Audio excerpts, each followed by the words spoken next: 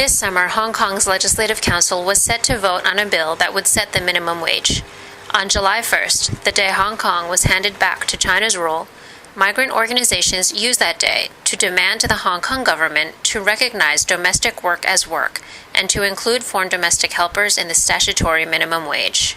We are here today, the migrant domestic workers, to demand to the Hong Kong government that live-in domestic workers should be included in the legislation of minimum wage. We believe that if the Hong Kong government wants to promote itself as a multiracial and international city, a democratic society, it should not tolerate discrimination, it should not tolerate exclusion, it should include migrant domestic workers in the minimum wage.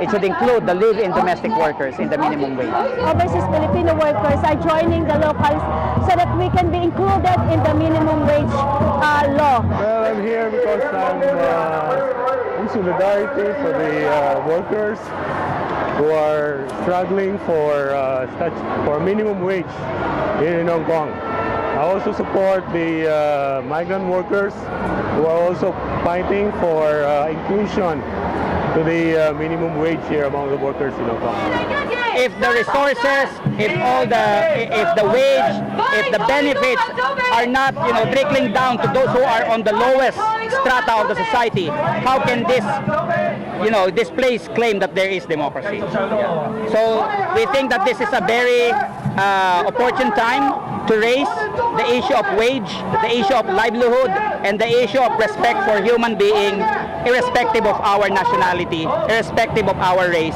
irrespective of our religion.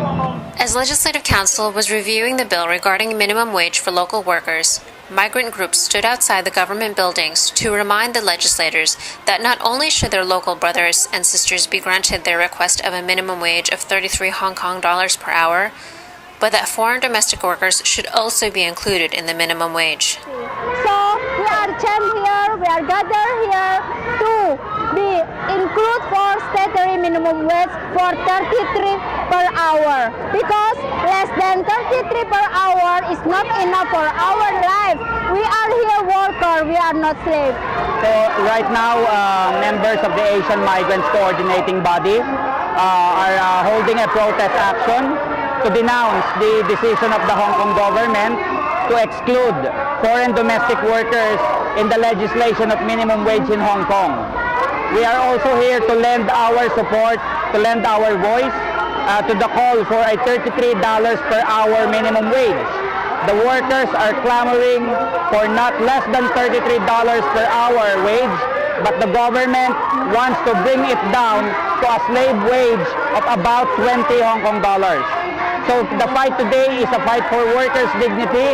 The fight today is a fight against poverty, is a fight against discrimination. And all the workers groups here, the trade unions, including the migrant workers, are one in calling for a minimum wage legislation that will cover all workers, and it should be not less than $33 per hour.